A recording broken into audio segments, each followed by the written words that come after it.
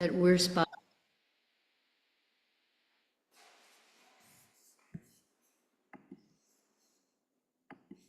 So thank you, Linda, for your talk. Before I ask for questions, I want to make a few comments on Linda's talk.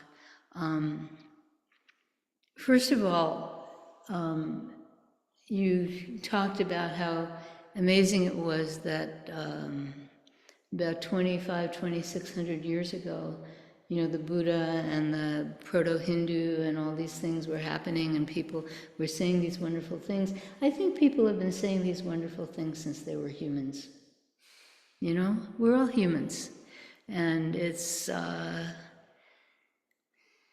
think people who look around carefully see these things.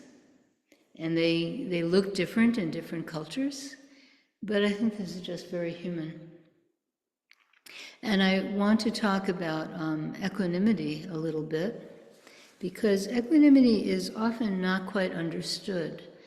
People think of equanimity as I feel no pain, I feel no joy, I do not feel anything, I have all this equanimity, nothing can hurt me, nothing can touch me, nothing can make me happy, nothing can make me sad, etc. And that's not what equanimity is.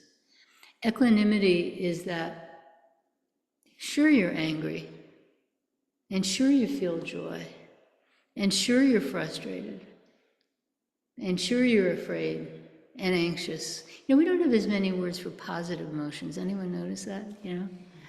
But yeah, sure, you love. All these things happen, but they don't control you. That's equanimity. So in one of the temples in Korea, Kyung-ho was this very important reformer of Korean Buddhism around the time of the late 19th, early 20th century. And he has a position similar to Hakuin reforming Rinzai Zen, or Dogen reforming Soto Zen in Japan. He's that kind of major figure. And so he felt that the teachers around him were he didn't have any faith in them, very similar to Hakuin. He felt he really, he had to do it on his own. Dogen went to China, that's how he took care of it. But, like Hakuin, he felt, I've got to figure this out myself. I've got to do this myself. And he had this, very strong, he really wanted a not moving mind. And so he'd put himself in all these situations and check if his mind's moving or not. And there's a story where he paid some teenagers to beat him up. And so they beat him up, and they beat him up, and they beat him up, and finally they were afraid they were going to kill him. And so they stopped, and he said, but my mind was not moving. Okay, so you imagine he's sitting there and they're beating up. No, because there's a temple in Korea where they have paintings of the life of Kyung-ho. Okay? And in those paintings, they paint this scene. And in that scene, he's going like...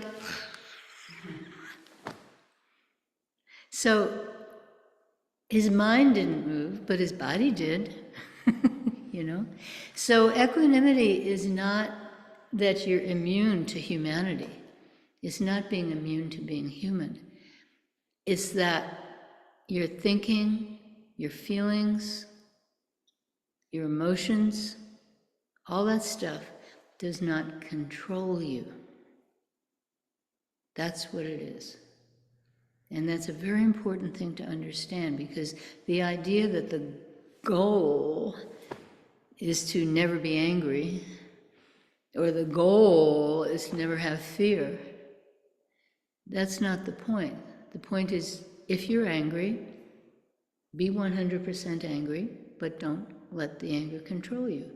If you're afraid, be 100% afraid, but don't let your fear control you. So that's a very important point. So thank you. Are there any questions?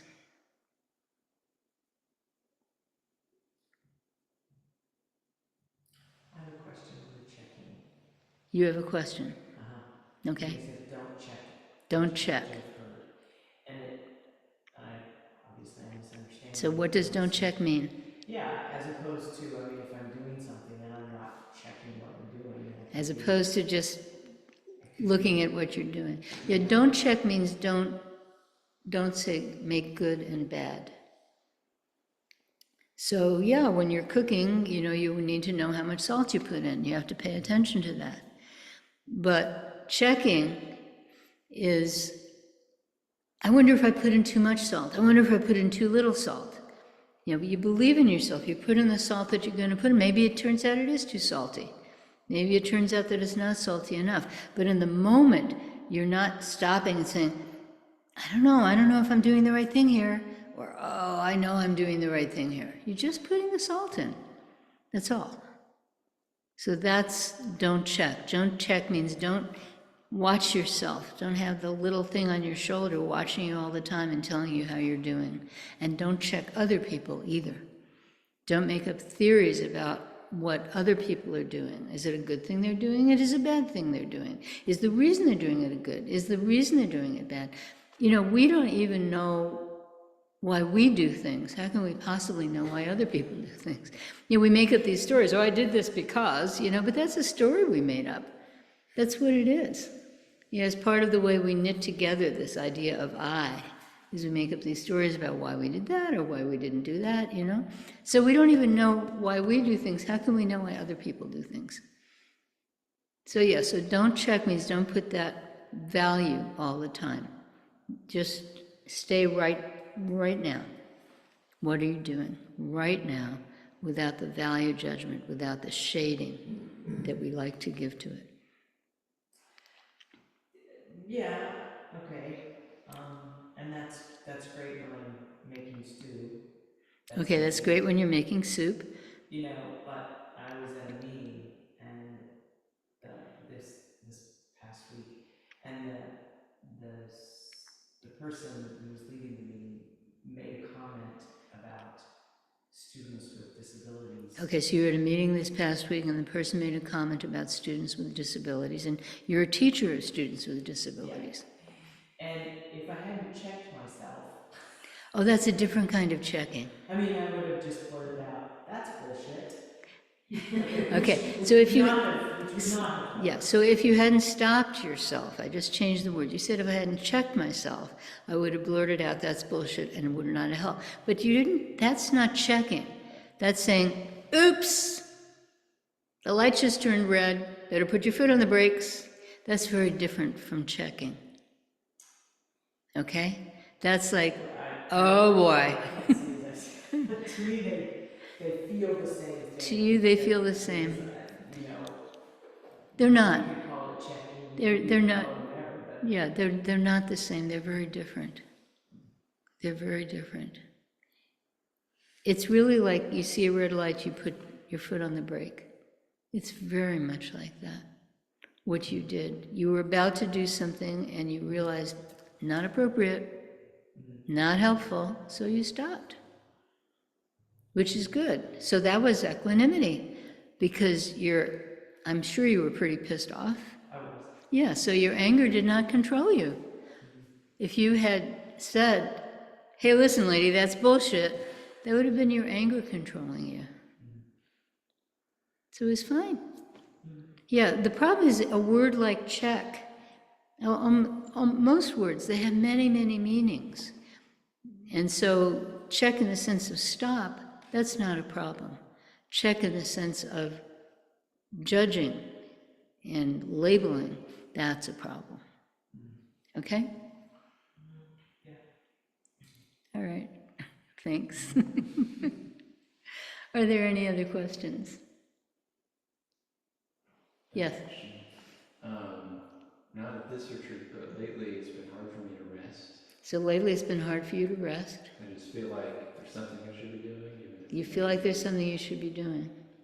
Give me advice. Give you advice. Yeah. Rest. So is it this nagging thing, oh, there's something I should be doing and I forgot about it? And I don't know what it is? So if you rest, you might remember. Okay. Yeah. Yeah, our minds play such tricks on us. It's amazing. Yeah. Are there any other questions?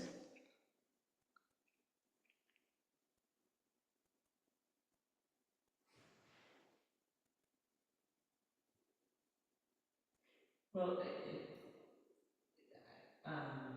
I'm wondering if you could repeat what we talked about in the interview, not the whole thing, but just what is just because I need to hear it again, what is the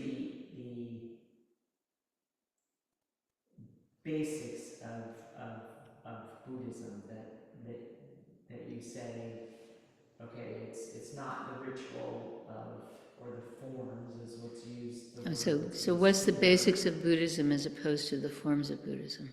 Well, that Buddhism is not the forms, it's not the ritual, it's not the. So Buddhism is not the form, it's not the ritual, it's not the... Can I tell you a secret? What is it? There's no Buddhism. Buddhism is an idea. So what the Buddha taught is wake up, helpless world. So wake up, helpless world, Buddhism, Christianity, Hinduism, Voodoo, doesn't matter.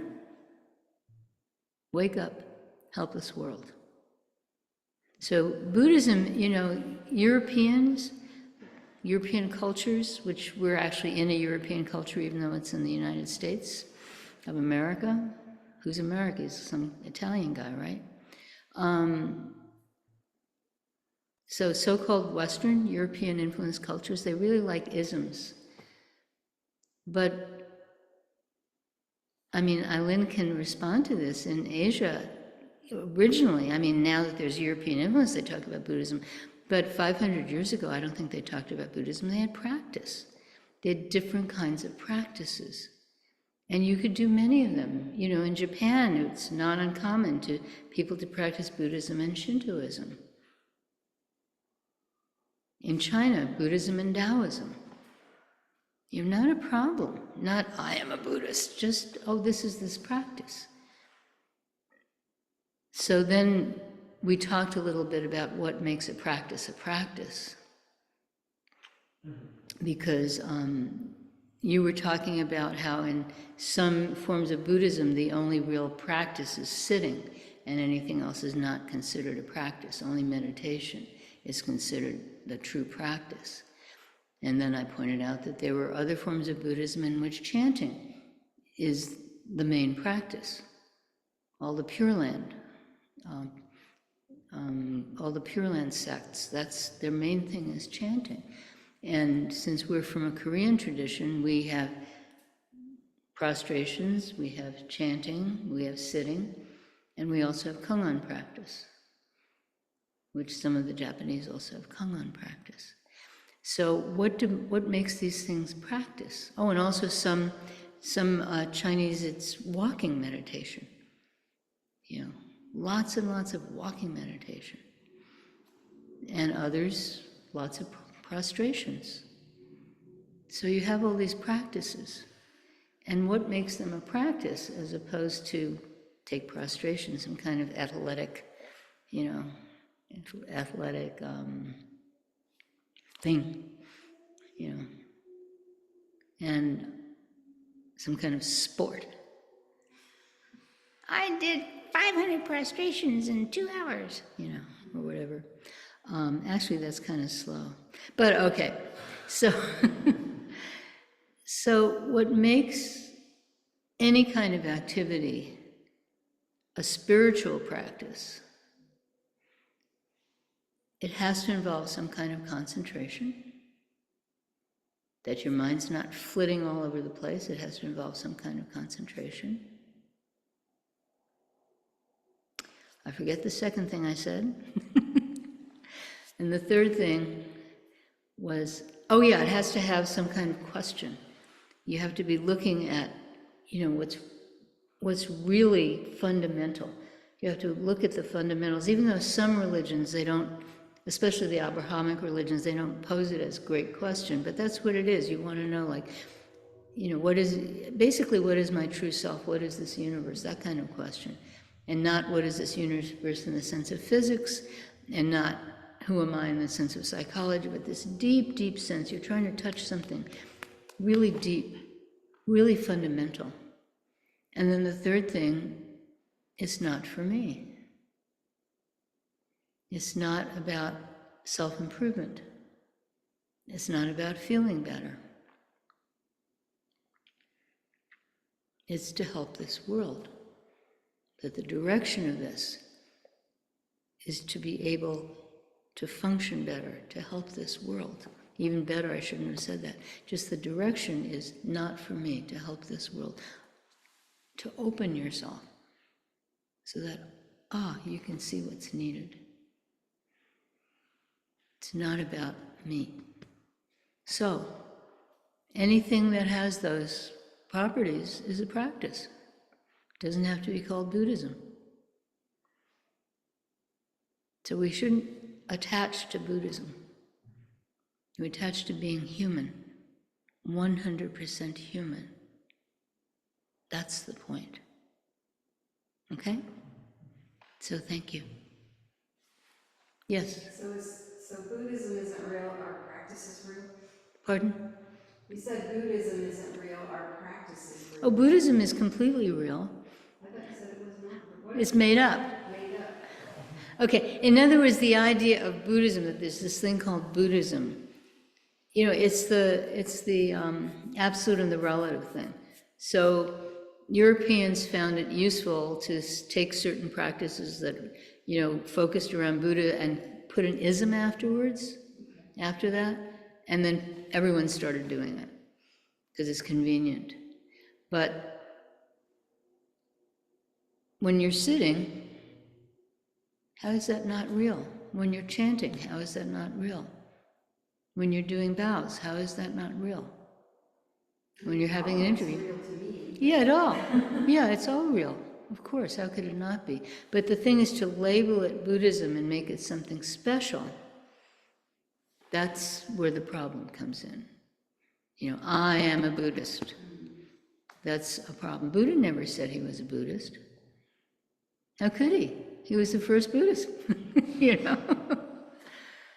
And the women and men that gathered around him, the nuns and the monks and the lay women and the laymen, they didn't go around saying, we're Buddhists. We are following Gautama Shakyamuni. He's our teacher. And then later, this idea comes in. Okay? Thank you. I have another question. Sure. You said, if you have an emotion, be it 100%. And that just doesn't sit with me well, especially if you think of something like rage or anger. If I'm 100%, I'm embodying it, and I am rage, and I don't think that's such a... And then you can let it go. ...autonomous way. And then you can let it go. Well, but to me, I guess, I know what you're saying. What you're saying is you don't want it to control you. And I'm saying, yes, don't let it control you. So I'll tell you a story about my teacher. So a long time ago, a really long time ago, maybe over 40 years ago, because my son is going to be 43 in a couple of weeks, and this was before he was born, I went to a retreat with Zen Master Songsan, and you know how teachers have the same stories they tell all the time? And then the stories morph, so 5 years later it's a different set of stories, but any one time there's a certain set of stories that they tell. And he loved this story that he would tell about a beautiful woman in very fancy clothes, high heels, silk dress, gets a flat tire, and she's just helpless, and then somebody comes by and fixes her tire. I don't even know what the point of the story was. But I knew how to change a tire. I was a feminist. And I was young, so my body was strong, and I could change a tire, I could change my oil, I could do all that stuff. Later I realized it's much better to pay somebody, but at the time I was really proud that I could do this stuff. And I just hated this story that he told about this helpless woman at the side of the road, you know? And so I'd heard him do it in Cambridge, and I'd heard him do it at our house, and, you know, because at the time Kansas Zen Center was in our house. And then I heard him do it in Colorado. And I just had it. I just had it. And I raised my hand and I said, why do you always tell this story? It's a sexist story. It's very terrible. And he said, oh, it's not sexist. You don't understand, you know, and that really pissed me off. And then, you know, after the talk, you know, you're sitting. And he went off with the guy whose house this was in. Back then, you know, everyone did everything in somebody's house because, you know, it was a long time ago. Anyway, and they were going off to do calligraphy, which I found out later. I just knew that they were off somewhere. And I'm sitting there and I'm really angry. I'm really angry. You know, it's a sexist story. Why does he tell this sexist story? It's such a horrible story. Why does he do this? He's just sexist. You know, I'm going on and on and on and on and on. You know, and the whole half hour of sitting, I'm just boiling, you know? I'm really angry. And so when the Chugbi, you know, gets hit for walking meditation, I don't take my place in line and quietly walk to the door and do a little bit. No, I run out of there. I'm going to find him. I'm going to tell him what an asshole he is, you know. And I'm opening all these doors, and finally I open the door, and he and this other man are doing calligraphy. You know, he's showing the guy how to do calligraphy. And I yell at him. I say, why do you tell this story? Why do you make women? And he says, I never made women. Like that, and then it was gone. That's correct anger. I just bowed, oh. You know, I'd been making this. I mean, it was a stupid story. He shouldn't have told it, and I don't know if he ever told it again. I certainly never heard him tell it again. You know, maybe he learned something by it, but I learned something much more important, which is that I was sitting there with my anger controlling me, and then he had this lightning bolt of anger which did its job and was gone. And he never asked me about it. He never said, why are you so upset? You know, what's wrong with you? Isn't, you know, he never brought it up again. It was just gone. It was done. So yeah, if we can do that, not necessarily yell at somebody, but if we can completely experience the emotion and then, whoops, just hit myself in the nose, and just, it's gone, then it's not a problem. It's when we hold on and we hold on and we hold on, and then it controls us. That's when it's a problem. So yeah, when anxiety arises and arises and arises, and you can say, oh, look, I'm anxious. And then maybe it won't control you. It's like that. So you never try to squelch, because when you squelch, you're giving it power. Because it'll just come back again. But to just, oh yeah, that's what it is, and then not let it control you. Okay? Yeah. Very easy to say. You know, I just feel like you don't have to experience it 100% to be actually experiencing it and taking it in.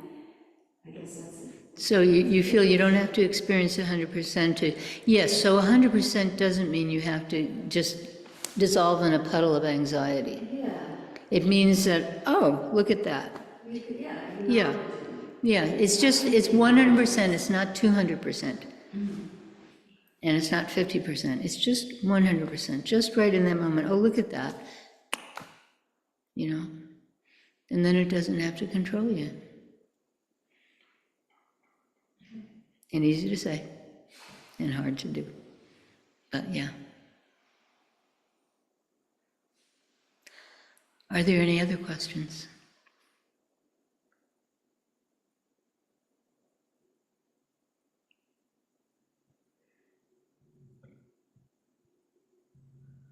Well, the question about I can't rest because there's something, you know, I feel like I need to do, but I can't remember. Well, what if You can't rest just because your mind's going, period. Yeah, so what if you can't rest because your mind is going? Then don't rest. You know, everybody wants things to be different from the way they are. This is the first retreat in a really long time where I actually slept the first night. Usually the first night of a retreat, I just have this energy. I just can't sleep. It's crazy. Makes no sense. But for some reason last night I was able to sleep. So if I, lie there with this energy that I don't know where it's coming from, and I'm not sleeping, and then I start worrying about I'm not sleeping, and get upset about the fact that I'm not sleeping, it just makes it worse. Second and third order of confusion. Just, oh, look at this, I'm not sleeping. Okay. Read a book. Yeah, I'll try to nap later, right. Yeah. They were always, it's just like the Buddha said, we're always wanting what we don't have and don't wanting what we do have. If you're not sleeping, you're not sleeping. If your leg hurts, your leg hurts. It's very simple. So, are there any other questions?